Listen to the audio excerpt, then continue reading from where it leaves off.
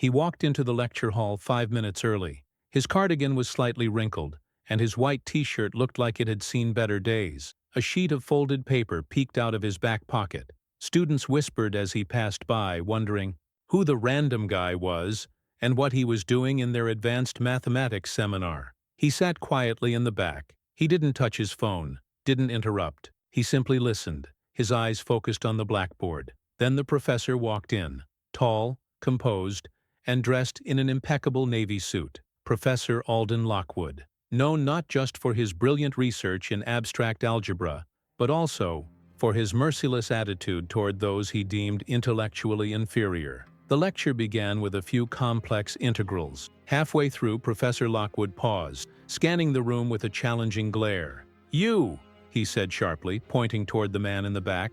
"What's your name?" The room fell silent. The man stood up, nervous but calm. "I'm just here to sit in," he said softly. Lockwood smirked. "That's not how this works. This class is for registered PhD students only, but let's make it fun." He turned to the board and scribbled down an unsolved problem from a recent international competition. "Solve this. If you're really supposed to be here, show us." Gasps echoed through the room. A few students giggled.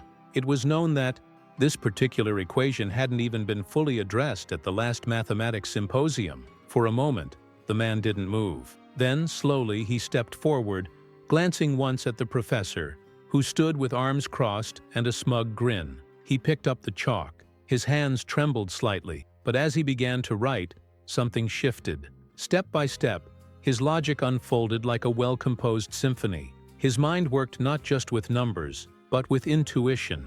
The room grew quiet, unusually quiet. Students leaned forward, jaws slack. Line after line, the equation transformed, and then it was done. Perfectly done. No one spoke until Professor Lockwood laughed. "Interesting trick. I assume you memorized that from somewhere online?" The man shook his head. "No, that's enough," Lockwood snapped, his tone turning sharp. "You don't belong here. Leave, now." The man looked at the room one last time. No one defended him. Not yet. He walked out quietly while eyes avoided his. The door shut behind him with a dull thud. But what none of them knew, not yet, was that this simple man held a truth far greater than a solved equation, and that the next day, everything would change. His name was Ethan Callahan. Long before that humiliating day in the lecture hall, Ethan had already changed thousands of lives, but he never did it for recognition, and certainly not for applause. Ethan grew up in a modest home, the son of a public school janitor and a nurse. From a young age, he showed an unusual love for patterns, not just in numbers, but in life. He'd spend hours watching how the rain fell on the window, trying to predict when the next drop would hit. By the age of 9, he was solving puzzles from old math journals his neighbor used as firewood. His family couldn't afford tutors, so Ethan taught himself, using books from thrift stores and late-night YouTube lectures from professors who would never know his name. He was the kind of boy who fixed broken calculators just to understand how they worked. After high school, Ethan didn't go to college. Instead, he took care of his ailing mother and worked 2 jobs, but his passion never faded. He continued, learning in the quiet hours of the night, driven by one obsession: to use mathematics to solve real human problems. That obsession became purpose when, at 28, he met Dr. Hannah Reyes, a traveling pediatrician with a quiet fire in her heart. She volunteered in underserved regions across Africa and Southeast Asia, where children often died from treatable diseases simply because diagnoses came too late. Ethan and Hannah met at a community fundraiser. She talked about the challenges of detecting rare genetic disorders early. Ethan listened, really listened. That night, he went home and started coding. Within months, he'd built the first prototype of GenMap, an AI-driven diagnostic tool that used basic blood work data and regional patterns to detect markers for over 120 rare conditions, faster and cheaper than anything on the market. And he made it free. He launched GenMap anonymously through an open-source platform. In less than a year, NGOs from over 30 countries were using it. Ethan refused interviews. When journalists asked who created it, he declined to be named. "The tool isn't what matters," he once said to Hannah. "What matters is who it helps." But Hannah knew. She had seen how he pored over every line of code, testing and retesting, sometimes forgetting to eat. She watched him cry the day he received an email from a small clinic in rural Peru. A 5-year-old girl named Marisol had been diagnosed early with a rare blood disorder thanks to GenMap.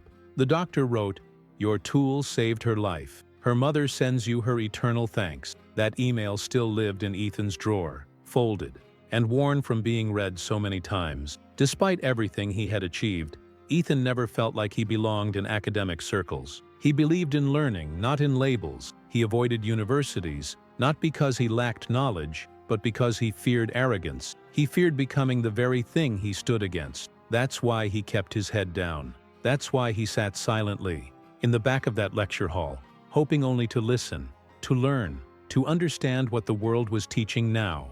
And yet, the world had something else planned. As the years passed, Ethan became a quiet legend among underground developer communities and humanitarian networks. He contributed to projects anonymously, often sending optimized code fixes under the alias Echo 42. Whenever someone tried to trace the genius behind the improvements, they hit a dead end. But behind the screen, behind the quiet demeanor and simple clothes, was a man wrestling with doubt. There were nights when Ethan stared at his reflection, wondering if staying anonymous was a form of cowardice, if hiding from the academic world was really humility or fear. Maybe deep down, he believed he'd never be taken seriously. Maybe the world had told him for too long that a man in a cardigan and thrift store shoes couldn't belong at the table of intellectual giants. One evening, a week before that infamous lecture, Ethan confessed something to Hannah as they sat on the rooftop of their small apartment. "I sometimes wonder," he said, looking out over the lights of the city, "if doing good in silence is enough, or if maybe, just maybe, someone needs to speak louder, not for the sake of ego, but so the work gets heard." Hannah took his hand. "Then speak, but do it your way." And that's what led him to that university, to the room where he was dismissed without a second glance. It wasn't arrogance that brought him there. It was a fragile kind of courage, a quiet hope that maybe, just maybe, he could begin showing the world who he really was, without changing who he had always been. But the rejection hit harder than he'd expected. He wasn't angry. He was tired. That night, he walked home in silence. Not even Hannah's embrace could shake the feeling that maybe the world simply wasn't ready for someone like him. Maybe being good wasn't enough. Maybe being underestimated would always be the price of staying true to himself. And for the first time in a long time, Ethan doubted. He doubted the nights he spent coding instead of sleeping. He doubted the hours he gave to others while never asking for anything in return. He wondered, painfully, if he had wasted years trying to build something better, only to be told, publicly, that he didn't matter. That moment, sitting alone, in his study, lights dimmed, paper of equations still in hand, was the lowest he had felt in years. But the world was still watching, and in a twist of fate, someone unexpected was about to step into that same university and speak his name. Not in mockery, not in pity, but in awe, because some talents are too bright to stay hidden forever. The next morning, the university was buzzing with anticipation. A prestigious guest lecturer was scheduled to speak, Dr. Olivier Marceau, a world-renowned data scientist and former Nobel nominee for his groundbreaking work in predictive modeling and global health analytics. The auditorium filled quickly. Students, professors, journalists, everyone was eager to hear Marceau. Professor Lockwood stood at the front, rehearsing his opening remarks with the same confidence he wore like a tailored suit. As the session began, Marceau took the podium with his usual French charm. "Before I begin," he said, eyes scanning the room, "I must ask, is Ethan Callahan in the audience?" A ripple of confusion swept through the crowd. Lockwood raised an eyebrow. "Excuse me, who?" Marceau smiled softly. "Ethan Callahan, the mind behind GenMap, the man who changed the face of early disease detection in underfunded regions. He told me he'd be visiting this campus." Silence. Then a hesitant hand rose from the back row. Ethan, still dressed plainly, stepped forward. Murmurs erupted. A few students began to realize this was the same man who had been mocked and expelled the day before. Marceau stepped off the stage, crossed the room, and embraced Ethan like an old friend. You didn't tell me you'd be testing your humility again, he joked, loud enough for the front rows to hear. Lockwood's face paled. Marceau turned to the audience. "This man," he announced, gesturing to Ethan, "is one of the greatest minds I've had the honor of working with. His innovations in computational diagnostics are not just impressive, they're life-saving, and he never once asked for credit." The room fell silent again, this time out of stunned respect. A student whispered, "That's the guy Lockwood kicked out." Another murmured, "GenMap? Seriously? That's his?" Ethan, uncomfortably at the center of attention, tried to deflect the praise. "I just saw a problem and tried to fix it," he said softly. But Marceau wasn't having it. "You saw millions of children at risk," he corrected, "and you built a tool that gave them a chance, all without asking for a dime. That is not just intelligence, that is moral brilliance." Marceau then handed Ethan the microphone. "You came here to learn," he said, "but perhaps it's time they learned from you." The audience applauded, not politely but fervently. Even some faculty members stood up, and there, in the same place he had been humiliated, Ethan stood, still the same man, still simple in appearance, but now revealed for who he truly was. But the moment wasn't over yet, because just then, the doors at the back opened. The auditorium doors swung open, and a tall woman in a deep blue coat stepped in. Her presence was calm, graceful, almost cinematic. She carried herself with quiet strength, and her eyes locked onto Ethan immediately. It was Hannah. The audience didn't know who she was, but they would soon find out. She walked straight to the front, weaving through rows of whispering students and stunned faculty. When she reached Ethan, she didn't say a word. She simply kissed his cheek and stood beside him, her hand gently resting on his back. Marceau turned to the crowd. "And this," he said, "is Dr. Hannah Reyes, the physician, who has worked across 6 continents, saving lives in places most of us have never heard of." Together, she and Ethan built the framework that makes GenMap what it is today. There was an audible shift in the room, not just awe, but realization. This wasn't a fluke. It wasn't luck. It was brilliance, disguised in humility. Professor Lockwood, who had now sunk into a chair near the wall, stared at the floor. His earlier laughter now echoed in his own memory like a cruel mistake. A student raised their hand. "Why didn't you say anything yesterday?" they asked Ethan. He paused, then answered, "Because I didn't come here to prove anything. I came here to learn, and maybe to remember who I am." Marceau smiled and turned to the professors in the front row.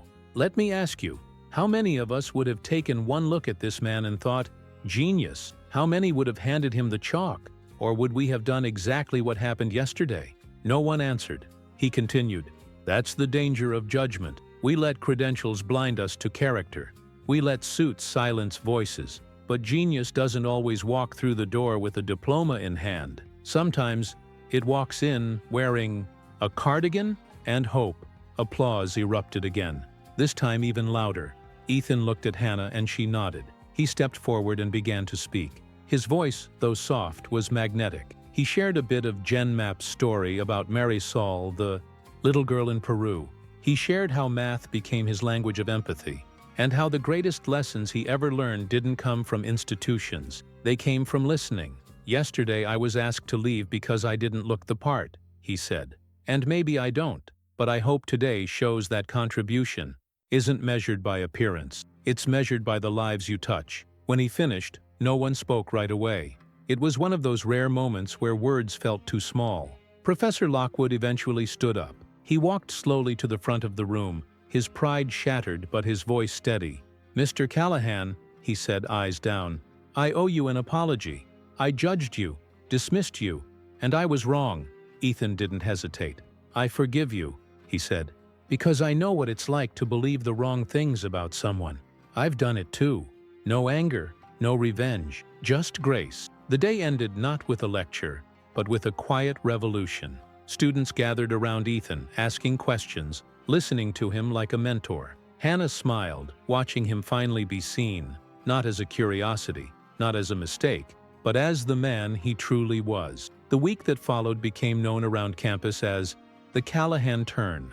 A shift had happened, not just in how people saw Ethan, but in how they began to see each other. The once skeptical students now filled, every seat whenever Ethan agreed to speak. Not as a lecturer, but as a guest mentor. He'd sit casually on the edge of a desk, sleeves rolled up, asking students not what they'd memorized, but what they truly wanted to understand. He challenged them in a different way, not to prove they were smart, but to prove they were present. In one session, a student timidly admitted she had always felt too slow to belong in advanced mathematics. Ethan listened, then handed her a marker. "Teach us something," he said. She froze. Then, slowly, she wrote out a basic equation and explained it in her own words. The room applauded. "You're not slow," Ethan said.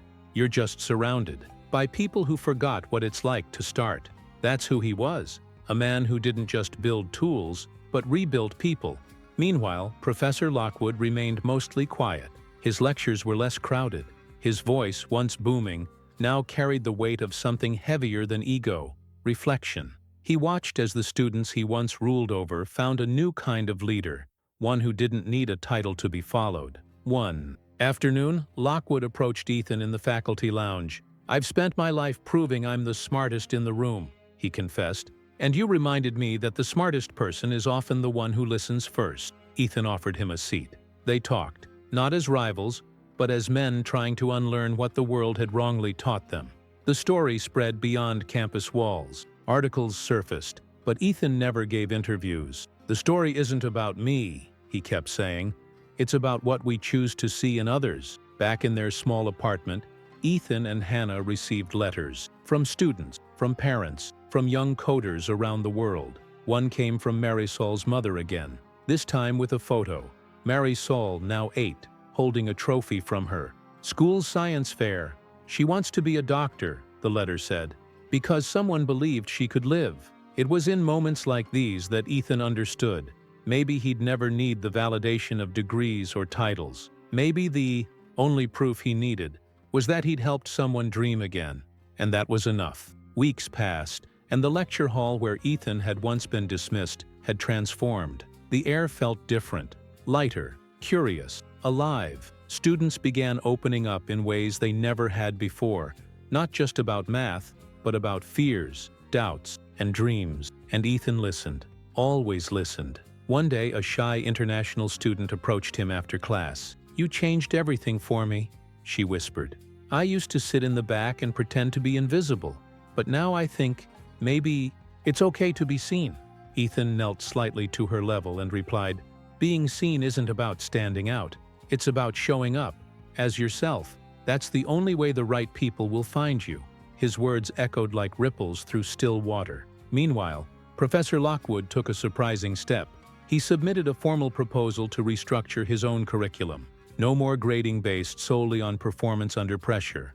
No more lectures where questions were seen as weakness. He credited a new perspective inspired by humility, though everyone knew what he meant. At a faculty meeting, Lockwood stood and publicly acknowledged Ethan's contribution to the university, not just in intellect, but in culture. "For years," he said, "I taught my students to fear being wrong. Ethan taught us that learning happens when we dare to be human." It wasn't just an apology, it was transformation. The university later invited Ethan to join as a visiting mentor. He declined, but only officially. Unofficially, he never really left. His presence became a quiet thread in the fabric of campus life. The man with no title who inspired countless minds to think bigger and feel deeper. And then came the final day of the semester. Ethan returned one last time to the same classroom, now filled wall to wall with students. But this time, he wasn't standing alone. Hannah joined him, her presence like a lighthouse in the fog. They spoke together about the connection between data and dignity, about how numbers can heal when wielded with heart, about the courage of being underestimated. Then Ethan turned to the board and wrote just one sentence: "Greatness wears many faces, and most don't look the way you expect." As the students read those words, they didn't just see letters, they saw themselves, their doubts, their hopes, their possibilities. The lecture ended not with applause, but with a standing silence, the kind reserved for moments too sacred to interrupt. That night, walking home hand in hand, Hannah asked, "Do you still wonder if doing good in silence is enough?" Ethan smiled. "No," he said. "Now I know. Silence has a voice, it just needed a moment to be heard. In a world obsessed with labels, it's easy to forget the quiet ones. The man who walks into the room unnoticed, the student who sits in the back, the woman who listens more than she speaks. We're taught to look for brilliance in boldness, in titles, in loud declarations. But sometimes, the most extraordinary people speak the softest truths. Ethan Callahan was one of those people. He didn't enter the university with a resume. He entered with respect, for knowledge, for people, for silence, and he left having changed not just a classroom, but a culture.